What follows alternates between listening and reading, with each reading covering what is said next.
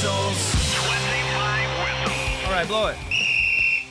What's happening with Puka Nacua? Yeah, what's he saying? Like, is he like? You're can't- talking about what you see his brother stole a car? No. I Okay, didn't you see go that. first. No, I'm talking about him just talking about refs, complaining about refs like publicly. Like, dude. Oh, he was on Aiden Ross's stream? Is that what that was? Yeah, and he's talking about how, like, I think refs, like, just do dumb calls just so they can have TV time. I'm like, dude, these are the people that call, like, you can't do that. And yes, refs try to be fair, but at the same time, like, if you say something like that, well, they will do call bad calls on purpose on you. I don't know if they'll do that because they're so judged by cameras. But you don't think refs, like, have grudges on certain players? Because, I mean, they can, like... They are human, but I mean, the only calls would really be holding. Maybe some pass interference. But still, it's on camera so much that a ref's job is actually affected by how bad a job he does. Yeah. Dude, I was thinking about this about refs, I did think it was funny he said that, though. It was funny. But, I mean, I feel like now there's a target on his back from all refs. But anyway, isn't it kind of cool, like, how they review these, these plays now? Like, first downs. They have to go through, like, what does they call it? Well, on scoring plays, they do. Yeah, or sometimes on first downs, they're going to do if there's a check on where the ball is, spotting the ball. Technology review or whatever. Okay. How do you think the ref feels when it's proved wrong? I've thought the same about refs in baseball. When they call somebody safe and they go back and look and they were out. Yeah. Like, that's embarrassing. Totally embarrassing. Yeah, it's embarrassing. I feel bad. Like, I love the technology. Love that they're getting calls right. And yes, there's an actual line down the field that tells you if it's a first down or not. Love it. But at the same time, the ref's got to be like, that's short. That's short by 2 yards. And then they look at it and like, no, it wasn't. Dang it. Yeah, it's embarrassing, I would think. The other story about Puka Nacua was, so Adu Thero, who played at Arkansas, which is why I think I got the story in my feed, but he had his SUV stolen while he was playing, and one of the people who stole his car was Puka Nacua's brother. No way. I'll read you this. Wait, was he in Arkansas? No, he's played for the Lakers now. Okay, got it. Yeah, this story from NBC Los Angeles. 2 men, including the brother of Los Angeles Rams star Puka Nacua, were arrested over the weekend after allegedly taking Los Angeles Lakers forward Adu Thero's SUV without his consent. Deputies were called to the one hotel in West Hollywood after the vehicle was tracked to the hotel. There, the suspects had valeted the car and entered the hotel. They stole it and valeted it. Dang, that's gutsy. While reviewing security footage, deputies were able to identify the suspects and found them soon after. They arrested them on suspicion of taking the SUV. Wow. It's unclear where or when the SUV was stolen. The suspects arrested in the case were identified as 27-year-old Trey Rose and 27-year-old Samson Nacua, who is the brother of Rams Puka Nacua. Is this another Pavia family? Right, crazy brothers. Yeah. Do you think it's fair, though? Like, I understand the connection right in the story, but do you think it's fair when, like, a brother of somebody's commits a crime and then they always tie it to the famous person? Fair. I think it's newsworthy because his brother's famous. Yeah, but, like, if my brother did something in You're not famous Pennsylvania. enough. You're not famous enough. No, say I'm Puka. Okay. Like, it's not fair that my brother, who I was just born, I mean, he's just my brother by birth, like, and he messed up in Pennsylvania. It has nothing to do with me. But now that you brought my brother's crime into my life, now people are going to associate us. That's happened throughout the history of time. Bill Clinton's brother, Roger Clinton, Sylvester Stallone's brother. Like, your family's just part of it. When you get famous, your family comes into it with you. Dang. It's like our wives that have to, at times, be subjected to mean stuff, mine specifically, just because she's my wife. Yeah. So part of the deal is if somebody in your circle, especially a relative, gets famous, you have to have some of that runoff on you. And also, you don't think the brother's like taken advantage of as well? Sure. Like, if you're going to take the pros, you got to take the cons. Also, don't steal somebody's car. So, Yeah. no, I'm not going to feel sorry for anybody. I'm saying for Puka. That just sucks for Puka. He had nothing to do with it, but his name gets brought into Yeah, it. but you got to make sure your brother's not an idiot. Yeah. That's funny, Pavia situation. Yeah. Those brothers, man. Yeah, those brothers. That's bad news. We have Eric Morris coming up, the head coach of Oklahoma State. I'm telling you, I really feel like Alabama is going to beat Oklahoma. I agree. I want Oklahoma to win because it would make my father-in-law happy. And Oklahoma is the favorite by 1.5 right now. Are you surprised by that? No, because they're in Oklahoma, and usually it's 3 points, so that would mean Alabama, neutral site, would be a 1.5 favorite. Mhm. Alabama will get some of their guys back. Oklahoma just can't score. Yeah. Defense is good. The best. Can't score. I'm going to go significant. Oh, I don't want to have to. Maybe I won't. Dude, I don't can't- want to have a rooting interest against my father-in-law. They're going to the game. They are? Mhm. Oh, that's awesome. Yeah, it's super fun for them. That's really cool. I mean, I guess it's been a bit, right? Since Oklahoma's been. They played earlier this year. Oklahoma beat them, but they had a bunch of turnovers. Alabama did. I just think You can try to Alabama's go. going to win that game. You can try to No, go hard. I'm going to nothing. Oh, no, I don't think so. Now that I talk about it, I don't want to have to quietly root under my breath because my wife will be watching it, obviously. Yeah. It's the only Friday night game as well.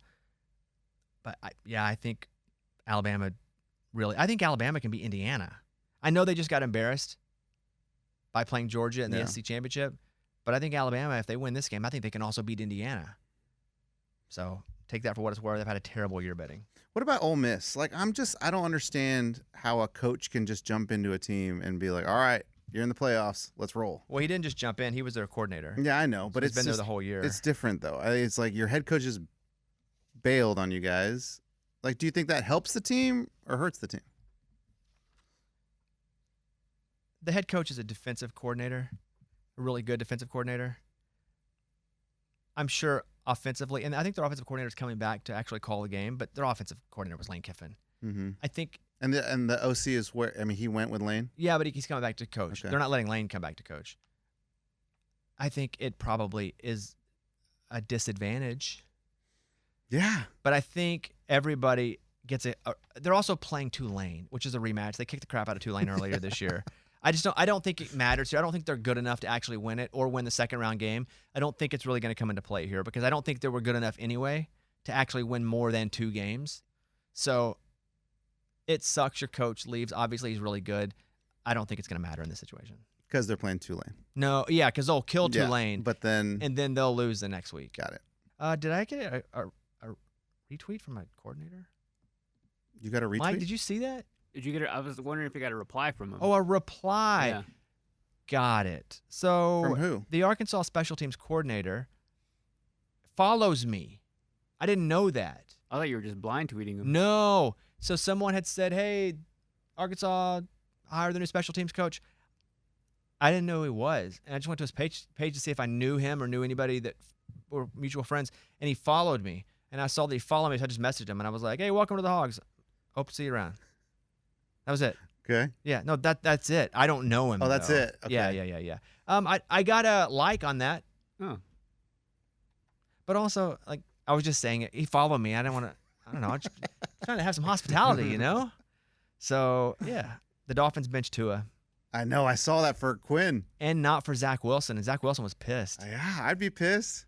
But with Quinn Ewers, you got to give him a shot to see if he's any good. Let's see what happens. It's not that they even think Quinn Ewers is better than Zach Wilson right now, but I think it's hey, let's see if we think there's anything in Quinn Ewers because Mike McDonald's going to come back, but I don't think that Tua, they owe him a lot of money. I don't think he's the quarterback next year. And I think that's kind of obvious now because they've benched him.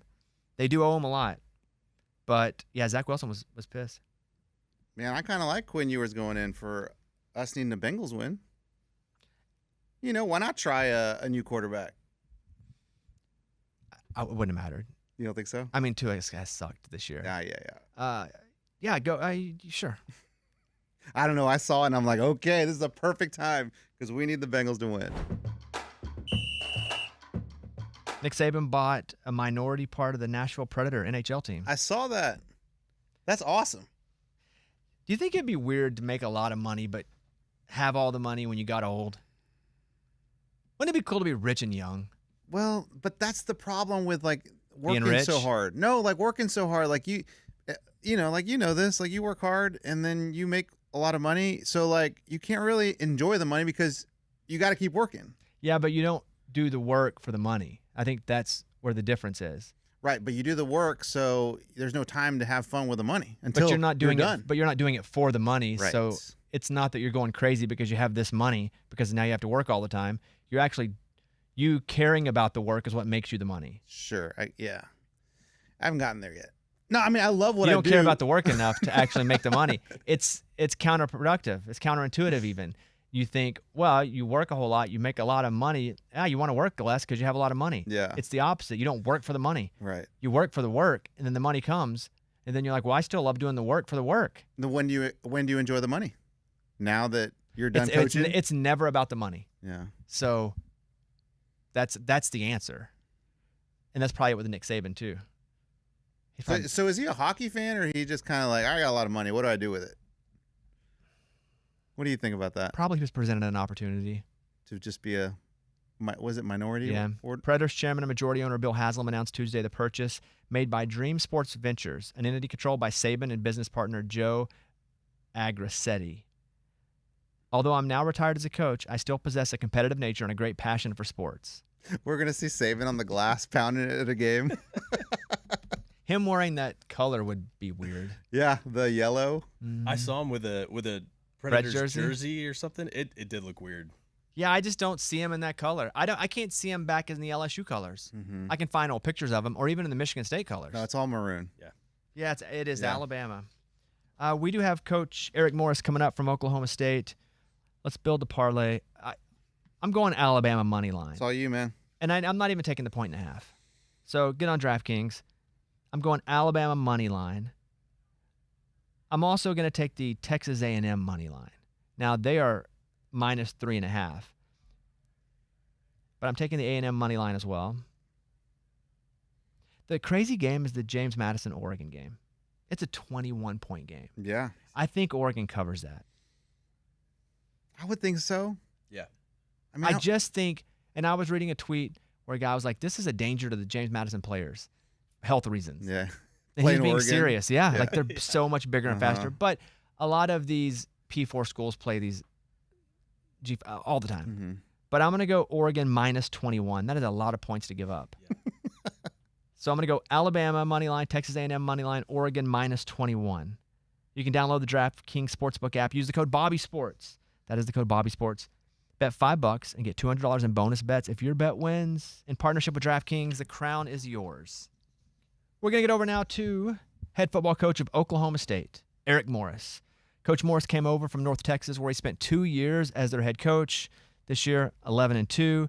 He was an awesome receiver at Texas Tech back in his playing days, which we'll talk about. Thanks to Coach for coming on with us. Here he is, Coach Eric Morris. Hey, let's bring on the new coach at Oklahoma State, Eric Morris. Coach, thanks for the time. Absolutely. Appreciate you having me on. Hey, we're debating. That's a legit setup. Is that a green screen, or is that like a special Batman room you walk into with that? This is a Batman room. I don't know exactly what it's called yet. I've learned so many new things and places and names over the course of the last 2 weeks. I'm a little discombobulated. So I have a lot of family that have gone to Oklahoma State, and I have a lot of family from Oklahoma in general. That is such a distinct color. That orange, I imagine you didn't have any of that color in your closet already, and it had to be a whole new wardrobe, right? Zero. So, I've been red and black most of my life, and then we moved to North Texas, and so I had zero green when I arrived in Denton. And 3 years later, we looked at in our closets, my wife and I, and there's nothing but green in there. And so we're in the transition phase to turning that green into bright orange right now. That's all ties, and I mean, you have everything green. So what do you do with all the green stuff? Because it's not like you can go to a press conference and have a little green in a tie or a lapel or something. Yeah, we love to donate. And so, and I start usually with making calls that wear our sizes with people in Denton that love North Texas and be able to give them some nice clothing that they'll go out and wear. And then the things that we end up not giving away, we'll take and we'll donate it to the less fortunate. You played at Texas Tech. Friends with Coach McGuire. He sent us a helmet up here. I didn't think about that when you were coming on. We keep it on the desk here.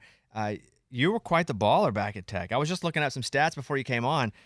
You know this probably, or maybe you've forgotten it. 184 for almost 2,000 yards and 23 total touchdowns. Do you have one favorite touchdown? If I say, tell me your favorite playing touchdown, Coach. Yeah, I scored the game-winning touchdown against Nebraska in the 08 run. And so I think that's the one that's a memory that I'll keep forever. We were in the huddle in overtime at the 1 yard line, and Mike Leach was talking to Dana Holgerson upstairs, and they're talking about running in the middle. And Mike says, hey, I know what they don't expect coming. And he used to call me the elf. And he said, they won't expect elf around the edge. And so So here we go. Mike ends up calling my number in the huddle and get around the corner and score a touchdown. And so, yeah, that's a great memory that I'll have forever. I scored a touchdown early in the game against the famous Texas game, the Crabtree catch. Obviously, that one gets overshadowed by the miraculous play that Graham Harrell and Michael Crabtree had. So that one would have been a lot better if I would have had that on my resume. But yeah, the Nebraska is definitely the one. That game where Crabtree caught that ball, we were all living in Austin at the time, and it's Halloween Everybody night. knows where they were. Dude, for sure. Yeah, everybody can remember this. It's awesome. I think it was a Halloween game. It may have even been on Halloween night, and I hate Texas. The University of Texas. I hate them. I'm an Arkansas guy. I hate Texas with every part of my body, even though I lived in Austin. So I was rooting hard against Texas. And it was probably like a top 20 moment for me and involved none of my teams at all. But that had to be a crazy game at the end, right? Is that nonstop party with the fans on the field for an hour? Yeah, it was fun. Everybody always asks kind of what happened over the course of the night. And I'm like, listen, there was people were burning couches in the street. Saw that. Nobody was moving. And so really, to be honest with you, like I didn't get home until like 2 a.m. My center was the room. I mean, my roommate was our center at the time. And finally, like we couldn't drive our cars home. And so we just walked, which was, probably a 15-20 minute walk. And we're like, all right, let's go home. And so we ended up, just kept grabbing a couple drinks on the couch and we rewatched the game on the TV. Man, what a night. Even for me, what a night. I hate Texas so much. What a night that was, even for me. All right, so Stillwater, been there a few times. Like when you move to a new city, obviously you don't have a house ready to go. Do you live in like semi-permanent housing until you get a place? And when does your family move up? Yeah, everything kind of has switched, I think, just like it has in life in general. I think, the first week I was in a hotel. They have a hotel on campus, which is awesome, called the Atherton. And then after that, they moved us into an Airbnb, which is a little bit more conducive to when my family does want to come up here from time to time. So we just bought a home, and it'll close, I think, January 20th it closes. And so then the next question is just where your kids are in their lives. I think I have a 10-year-old and a 5-year-old, and my 10-year-old wants to finish out his season with his basketball team. And so the sweet spot for us this year, I think, is going to be spring break. And so allow our kids to continue to go to school down in Denton, and then the transition. You kind of have a week to get everybody moved up here, get adjusted to the lifestyle of Stillwater, a little bit slower moving, small town pace, which we love. I'm from a small town in West Texas. And so my wife's actually from a small town in Arkansas. And so this fits us and was part of the big reason why I wanted to join forces here with Oklahoma State, and raise my family in a small town. But so yeah, we'll bring the kids up spring break, everything moved into the new house, and then they'll transition into a new school right after spring break. I got to do it then. Where's your wife from? I'm from a small town in Arkansas. She's from Rector, Arkansas. Yeah, we used to so play ball at northeast Rector. corner. Yeah, I love it. So I'll be in Rector here in a couple weeks. Actually, they're cotton farmers, and so just on the side, I think I just purchased my either third or fourth cotton farm a couple weeks ago. So I'm a proud landowner in northeast Arkansas. You mentioned a minute ago 2 coaches that are known, at least by me, offensively as guys that changed the game, and Coach Leach and even Coach Holgerson, who you played for. And, when you look up what you do, the word air raid comes up a lot. If you were to explain the air raid in 30 seconds, like how does the air raid differ from other explosive offenses? Yeah, I think it's more of a philosophy now, and I think it's the way we practice. I think, I was so blessed. My position coaches in college when I was a player were Dana Holgerson, Sonny Dykes, and Lincoln Riley were all my position coaches. And so I think we've all taken something from the philosophy, although now, we like to run the ball more in our plays. We're a little bit more diverse on what we do from a creativity standpoint. But I think the way we practice and how many plays we have on our script, like we all continue to do the things that Mike taught us, 20 years ago. Have you drawn up an offensive play that one day, if the scenario is right, like a super crazy trick play that you've never used?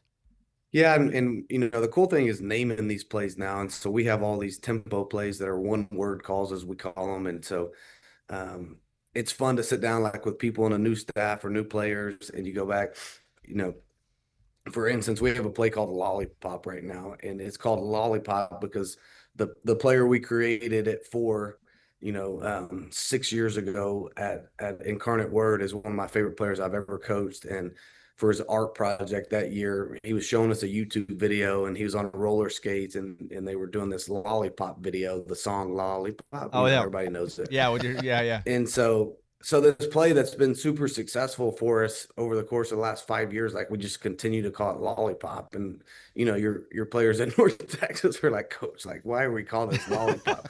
And something you bring up the YouTube and the thing, and you show them this guy on roller skates doing this thing, and everybody laughs for a while, and like, holy crap, like that went to a place I never expected. And so yeah, we have some crazy things that we've drawn up, and there's one pass that we've had in the playbook all year this year at North Texas that we were going to throw the ball to one of our offensive linemen, and we practice it all the time. Never found the right opportunity to call it this year.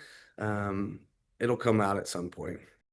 What was it about Oklahoma State that drew you? Because obviously you were a coach in demand. You were linked with a bunch of places wanting you. So why go to Stillwater? I'm a Big 12 guy.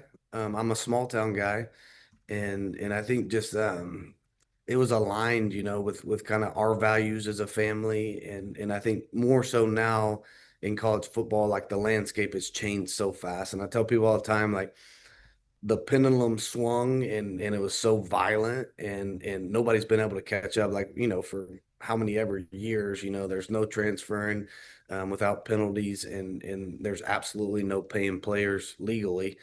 And all of a sudden it's just become a free for all. And so I think having alignment from your president and your athletic director on down. And then too, for me, I have good memories of Oklahoma State. It wasn't long ago. Like, I love what Mike Gundy was able to build here. I've seen, Boone Pickens Stadium rocking with 60,000 people. And so, for me to be able to raise my family in this environment, still get these small town, values while I'm raising them, while playing major P4 football was something that was a perfect fit for me. Whenever you fill out your staff, are you bird dogging every single decision, or do you delegate a bit to some of your guys to, hey, who do you think we should bring in for some of these position jobs, or even lesser, like even GA role jobs? I bird dog all of it on the front end because I don't want to micromanage on the back end, and I want to hire smart people and allow them to do their jobs, right? And so I think, there's so many different dynamics that you need putting together a staff. And my first job with Mike Leach, I got to fly up to Pullman with him. And because I was the first guy he hired, I was 23 years old, I think, at the time. And then, a year later, I was the first person that Cliff Kingsbury hired, and I was 24, 25 as an offensive coordinator at Texas Tech. And so for me to like be a fly on the wall and watch and learn not only the things that they did that ended up being really good, but also, some of the things that I thought ended up being toxic and things that didn't work out. And so it was always intriguing to me, and I've used those experiences on why I've hired, people at Incarnate Word, why I hired people at North Texas, and then why, I'm hiring people now. And so I'm a little bit more involved on the front end just because once they do get here, like I pay them good salaries nowadays. I mean, the salaries that we pay these assistant coaches is phenomenal, and just coaching in general, right? There's so much money involved in college football. And so I'm paying them that for a reason. And I want them to come in here and be successful and take pride in their job. And I don't want to be able to, especially with me calling the play still, like that's my one thing that I love to do. And it keeps me young and motivated. And I love drawing plays and being creative and going out there and competing on Saturdays. So for me to be able to do that offensively, like I have to have, the scouting department perfect, set up how I want. I got to have our recruiting department. I got to have, now the new role of a general manager and the financial piece of it. And there's so much that ROI is a real thing in college football now, where 15 years ago, like I didn't even know how to run an Excel spreadsheet. And now I know how to do those things. And when I got into coaching, like I never saw that aspect of it coming. And so important for me to surround myself with a lot of smart people and let them go to work. So yes, I do get really involved on the front end. You guys do the guns. Oklahoma State does the guns, right? A lot of people do the guns. Do you watch a YouTube video to make sure you don't do it wrong? Yeah, like, and do you have somebody look at you do it to make sure it looks right to the fans before you hop up in that first press conference? No, I was told at some point, Texas Tech does it too, and obviously me going there and having great connections with everything in Lubbock. Like, I'm supposed to put them out to the side a little bit more and point them this way. I think is kind of what I was told, and even before I even threw it up, and gave it go pokes, and so yeah, I mean, I think there's great people here. The reception's been phenomenal, and just learning one step at a time, how to do things the Oklahoma State way. Whenever you get a new job, especially one as high profile as Oklahoma State, does your phone just go insane, not only with people congratulating you, but all the people that are now part of the new version of Oklahoma State that want to like reach out, hey, let me know, that like want to get in? Does that happen a lot? Yeah, I think in the first two, I think day two after it was announced, my wife and I were sitting in bed and my text messages were up to like 650 text messages. Oh my And so just sorting through that. And then like you said, I mean, there's obviously a bunch of coaches that are congratulating me because we have great relationships, and then a bunch of coaches that want or need a job. And everybody's reaching out for people that they think have a chance. And then you're sorting through, the alumni base at Oklahoma State and trying to figure out, through your athletic director and fundraisers. I mean, just a level of importance. Not that they're not important, because I believe in forming relationships with everybody. Like that's why I love this town, and I want to build genuine relationships with everybody. And so sorting through that and I think, I've done this before. The first 6 months, I mean, you're drinking from a water hose. I mean, it's not, it's never going to feel like it slows down until you kind of get everything here and established, and your culture and working in the weight room and your off season program. And like, to me now, like, I love more than ever, like being on the grass and having a whistle on and blowing my whistle and coaching the ever living dog out of these kids. Just because this job now involves so many different layers that it didn't 10 years ago. And so like I earned for those moments where I'm like, there's sometimes I'll sit back and reflect, watching our coaches coach on the field, because it's like, that's my happy place. That's what I love to do. And although there are a lot of other important things that go along with this job. I'll ask you two more questions. Your dad was a coach, basketball coach. You played basketball. Could you dunk? No, are you kidding me? I don't know. You're an athlete. You're an elf. Some of those elves that can. I'm magical powers to leap. No, I could always grab the rim and hang on to it. So like, and growing up in a small town in the gym, like that's what we did for fun. We went and we shot, right? Had an amazing shot, scored a lot of points from outside, in basketball. So I could dunk a tennis ball, and so could always jump up and grab the rim and hang on it and do all those things. But actually, as a full size men's basketball, I could not get it over the hoop. Final question, because you were a good punt returner as well. Like, what's the key to not worrying you're about to die as it's coming toward you? Yeah, just got to be courageous. So the funny story. So Danny Amendola and I were in the same signing class, and one of my great friends still talk to him, every week. And so when we first got there, obviously Wes Welker was the hottest thing in college football, and he was graduating as we were coming in. And so I remember getting there and Dana Holgerson handing us, it was a VHS tape at that time, and basically didn't give us a playbook and said, hey, if you can do this, you can play here. Y'all need to study this summer. So it's Wes Welker highlights, right? And so like every night we're sitting at the VHS, we're hitting stop and play and rewinding it, and just studied and mocked his game. And then, Wes had told us at some point we were going to be the next punt returners, which we were for the next 4 years. He told us that we don't fair catch around here. Like if they want somebody to fair catch, tell them to do that. If not, if you want a returner, it should be you guys. And so, so like we didn't fair catch, and it was something that, we took some licks from it too. I mean, there were some certain situations on a great punt and hang time, and Gunner gets down there and we took some wild shots, but we took great pride in it. I think, that was our edge, our mentality, our toughness, and just love to prove people wrong. And I think watching somebody like Welker and then just being able to continue to what what he built was a lot of fun for us. Final question. As far as Oklahoma back on the schedule, what do you think? Bedlam back? You want to get it back? It's just so hard now, and I think yes, I mean we'd love to play it. And I went to Bedlam this past weekend in basketball, and the atmosphere was electric. It was in Oklahoma City. Like I think for the fans in the state, like from an economical standpoint, like it makes so much sense. At the same time, now, you look at these people that are in the playoffs and stuff. Like I don't think people are getting rewarded for playing these non-conference games when you look at the big paydays at the end of this thing now, and in our conference, like if you look at some of the teams, I mean Texas Tech's in the playoff right now, and their non-conference was not very strong, and so there's going to be so many new ways to look at this, but just for the state and for the people, the alumnus of both places, I think it'd be awesome to find a middle ground and be able to play that game once a year. I mean, I'd rather, like we play Oregon game 2 next year. Like, I mean, I'd much rather go down the street or them come up and let's battle this thing out on the gridiron. Yeah, that's a haul. We went to Oregon. That's a haul to get up there. Holy crap. Coach, rooting for you, really. I like Oklahoma State. They beat the crap out of my team the last couple of years. But rooting for you. Congratulations on the job, and have a happy holiday, Coach. Bobby, I appreciate you, man. See you, Coach. Happy holidays. Bye. As we look at the NFL games this weekend, do you care at all about the Cowboys? Not really. You're out again. Nah, not really, dude. I mean, I'll watch a little bit of it. Mike, you? Nah, I think I'm done after that loss.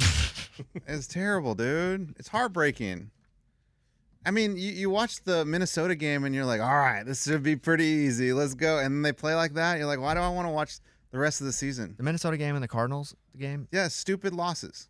Stupid losses. So then where does your sports viewing go? Oh, I'm going to watch the Spurs now, baby. Let's go. Go Spurs, go. Regular season Spurs. Yeah, they're good. They are so They good. did lose the cup, though. It's all right. Did you see the video of Wemby crying? I guess he was going through some... Because he lost the cup? No, he'd lost like a friend of his. Oh, yeah. someone. He did say, I lost someone. I saw him in the press conference. So, I mean, you see that, and you're like, I mean, I get it. You're not playing. And they didn't play him a lot. He didn't even start. So, the fact that they were in the cup, they beat Oklahoma City.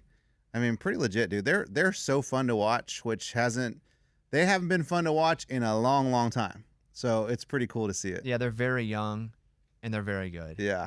It's a whole different team, too, when Wemby's out there. Yeah, it really is. Dude, I saw him have like 4 blocks at one point. In a row. Boom. You're not, nope. Get out. So you're done with the Cowboys. Because they could make the playoffs. I know, dude. I know. Well, there's a 2% chance. It doesn't. If they win out and the Eagles don't, maybe even the Eagles can win one game. We win the division. That'd be so stupid. And then for what? To lose the first round again? But it doesn't matter. That doesn't matter. Just get there. I know, dude. I know. And you know what? I think TikTok is pissing me off on purpose. Go ahead. They're giving me like videos of Dak and his family. Like, oh, holiday seasons, Dak and his wife. Like, oh, there's the baby. Dak's being a dad. What? Stop making you like him? I don't want to see this. Stop making you see him as a person? Yeah, I don't want to see that.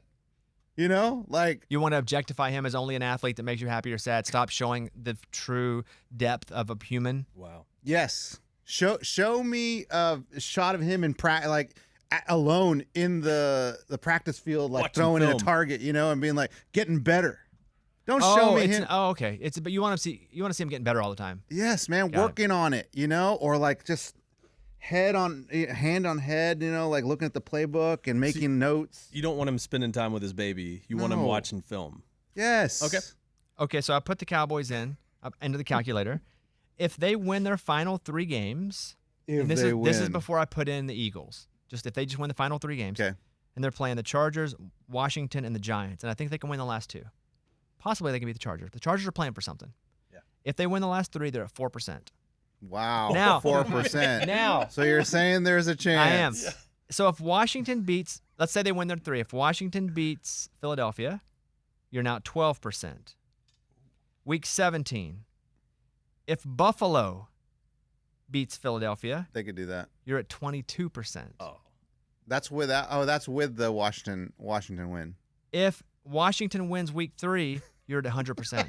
Dude. Yeah, we're in. If you win all 3 and the Eagles lose all 3, you're in the playoffs. Whoa. 100%. Come on, Marcus Mariota. 1 week at a time. Dude, this is like, hey man, you see the hot girl over there? You have a 2% chance to be with that hot girl. Like, what? You know what? Why 2 get your people hopes though, up? but 2 people get to be with the hot girl. So why not you? The fact that you're giving up while you still have a chance. Yeah. Wouldn't you though? No. If this were No. Come on, if this were Arkansas. No. I would not give up. If we got a chip in a chair, I'm still in. Why not us, bro? I mean, I'm so frustrated with Jerry Jones, but like, why not? We can do it. Why are you frustrated with Jerry Jones? I've always been frustrated. I know, with Jerry but see, Jones. people I can't stand him. People love to jump on Jerry Jones. Like, remember I was telling you the ref, like We have 3 Cowboys fans on this show. yeah. Yeah, you didn't know that? Well, 4, I including did. you. I'm not a Cowboys fan, but Yes, you are. where is your Sorry. cowboyness, Brandon? I grew up in West Texas. All of my family were Houston Oilers fans, but I live like 4 hours away from Dallas and grew up loving Dallas. I never knew Oilers fans. Like, I was surrounded. You're by a real Cowboys Cowboys fan. Do you get sad when they lose? Yeah. But it's been so common that it's just so frustrating, you know? fans. See, I'm not frustrated. Like, there's no point in being frustrated at a team that's trying to do their best and then they don't do well, right? It's fine. Every week you come in here frustrated. Yeah, No. dude, you've changed. You've flopped like 3 That's not times. true. Some weeks I come in and be like, we're going to the Super Bowl, baby. It's a roller coaster. It goes up and down. Yeah. But you know what? It's entertaining. My problem is I just need to guard my heart a little more because when they do lose, it hurts for a week. I think that's what I've done over the past few years. I'm just like, man, it's just not worth it to get all worked up when you know the outcome. But I don't like the hate on Jerry Jones. I don't like that. Like, Okay. he's trying to win too. Everyone's trying to win. You know? You need them to lose all 3 games. I was putting every scenario on the calculator. You have to win all 3, and they have to lose all 3. For that you- 100%. Yeah. Yes. Then you get in. But I was seeing if there was a way if they only won 1. It looks like you need them to lose all 3. Okay. So even if they lose 2 games and we win all It 3. looks like, according to what I was putting in, you're still not going to make it. So that's what I'm saying. Why get my hopes up high? Rams Seahawks tonight. That should be an awesome game. So Mhm. good. Because I bet so much on the 49ers win the Super Bowl. I need the Seahawks to win. And not because the 49ers may not get in, but I want them to get the 1 seed, and there's a chance that can happen. What's the status with Adams? Is he playing? I don't think so. Okay. But I do not know. Kevin's That's the guy helpful. looking that up, and he I ain't know. here. Can you cash out? Like, or is it? Is it an option? You can cash out if it presents itself to you. So I could bet the 49ers win the Super Bowl, which I did. I bet $1,000 to win 23,000. Whoa. And so I like the odds so much. That's what I jumped at. It wasn't so much that I think they're the team. Like, gun to my nuts, I probably ain't betting San Francisco to win it. I've never heard gun to my nuts. Me neither. But if you're like, look at the odds. What team do you like that can give you really good odds? It was San Francisco, because I think the NFC is just a bunch of good teams, and any of them can beat anybody. I like the Rams probably the most, Mhm. but if San Francisco can get that 1 seed and get a bye, then you start to get the option to be paid out the closer you get to actually making the money. Very cool. Who's the favorite now? The Rams? You don't think the Bills are a good bet? Yeah, in the AFC, I think they're the team. I mean, I think this is their year. Only because you're not going to have most Chiefs. likely Mahomes, Lamar Jackson, or Joe Burrow. To stop them. All 3 of those quarterbacks probably aren't going to be in the AFC. You do Yes. have a lot of the second-year guys. You do have Bo Nix. You do have Drake May. You do have Caleb Williams. All guys but they're not NFC. used to being up there. Can you imagine if the Bills lose the AFC? No way, dude. I think this is their year to win it all. I do too. I just They're going man. to go in as if they don't win, and they might win their division. So, but they could go in as like even a 6 Mhm. if the Patriots end up winning that division, which the Patriots still probably will, but they probably won't get the 1 seed because Denver's set up for the 1 seed. But who knows? It's awesome. 3 weeks left. Yeah. I don't have a team. You do. You're a Cowboys fan. No, we're down $5,900. Dude, no kidding. What Like- about your Panthers, man? Is that So here's the thing. I keep pounding for life, obviously. That's all I do is I keep pounding. 100%? Yeah. You're a pounder. Nobody pounds like me. I've been pounding every day for years.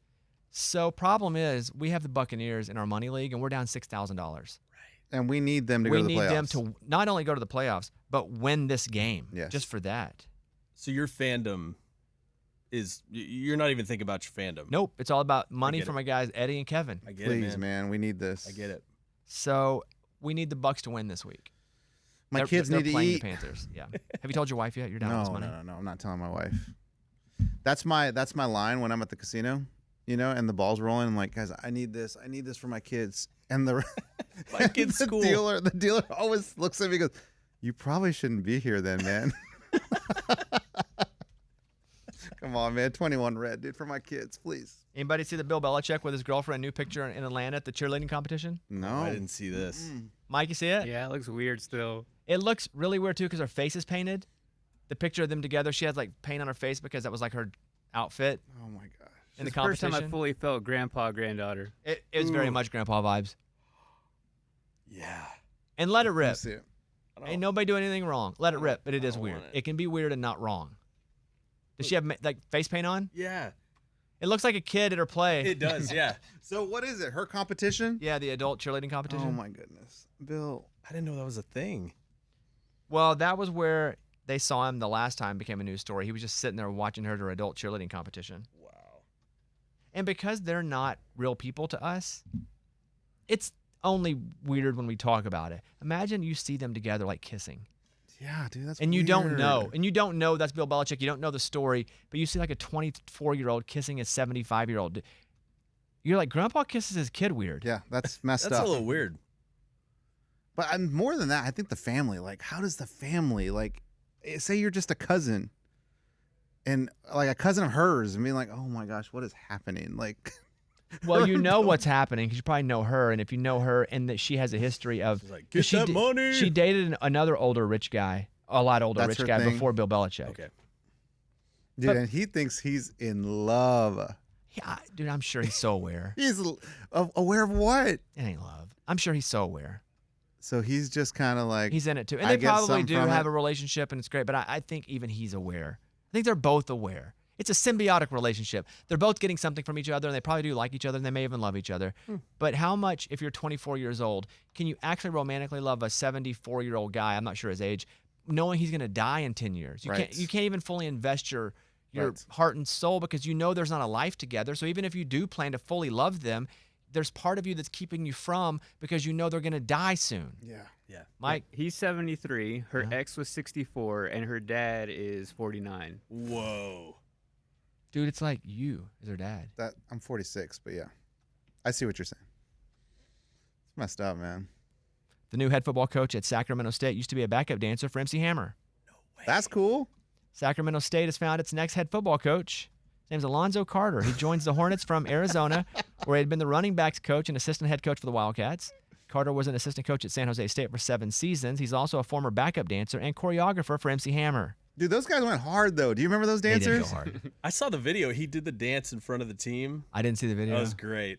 At like the introductory, hey team, what's yeah. up? Yeah. That's hilarious. Alonzo Carter replaces Brennan Marion, who went 7-5 in his one season at Sacramento State. Marion left earlier to be the offensive coordinator at Colorado. I did see, too, not to stay so Nashville-centric, and we don't because the Titans suck, but Cam Ward wants to be involved in the head coach search. I don't think I let my rookie Quarterback. and my second-year guy be that involved in the head coach search. I mean, you can make him feel like he's involved, Yeah. right? I mean, it's better than Amy Adams Strunk in the whole ownership. You know, Is being it, in though? charge. I don't know. yeah, it's a bad organization. It's just a mess. I also saw somebody's house got robbed. Who was it? Oh, yeah, Jeffrey Simmons. Jeffrey Simmons' house got robbed while they were playing. We talked about that in the NFL show, and I asked Castle, like, when you play, did you have somebody that would stay at your house? Because if I'm ever on the road, if I'm ever gone, we have somebody at our house. Yeah. For that exact reason. With because lots of guns. if it's known that I'm gone, I need somebody to be there because it's known I'm gone. So if we're gone, somebody's always at our house. And if you're an NFL player, I would think you would have somebody at your house. However, if you don't, I would think if you're breaking into an NFL player's house when he's gone, you would think somebody was at his house Mm-hmm. for that same reason. Yep. So my theory is it wasn't somebody who just knew he was gone from seeing it on TV. It's somebody on the inside that knew Nobody was there. not only was he gone, but that he didn't put anybody in his house because you would think there'd be alarms or somebody in his house. Mhm.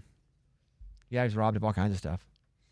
Dude, the more I think about like just robbing houses, like I think every time I'm in an Uber and I'm going to the airport, and like they see me lock my house and they know no one's in there and they're like, hey, where are you headed to? Oh, I'm headed to New York for 5 days. Like that's the easiest, like, all right, write that address down. They will be gone for 5 days. but you don't know if somebody's going to be there or not. So it's probably, can I even break in? It's not the whole family. It's not Home Alone band. Right. Because I think then, yes. But if one person's gone, you probably still assume that somebody's going to be there, especially if Yeah. it's just one person. That's why I think it's really inside, not just somebody random knowing he's gone. Yeah. Because I would think somebody would be there. Yeah, it sucked. Could be that gang that did Joe Burrows. And they were from another country. Yeah, I don't remember Oh, what wow. country it was. That's why I refrained from saying a country. Mike, what country were they from? I feel like, and I will not refrain, I feel like it was Chilean? a Latin. I for some reason Chilean gang comes to my mind. It was Chilean, yeah, South Okay. America. Latin. Yeah, Latin. Yeah. South America.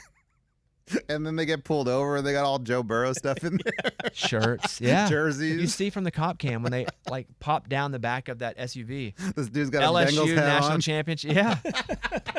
Okay, guys. Yeah. It's, You obviously did it. that is it. We appreciate you guys being here.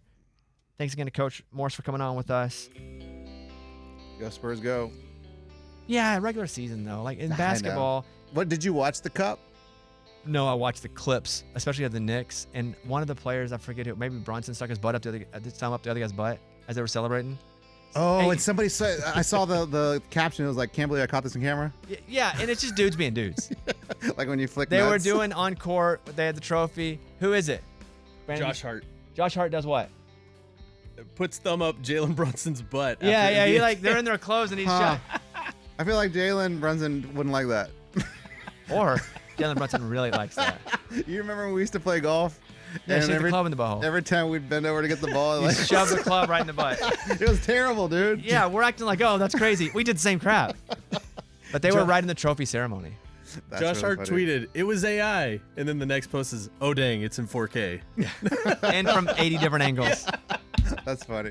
All right, thank you guys. Have a great rest of the day. We will see you next week. Bye, everybody.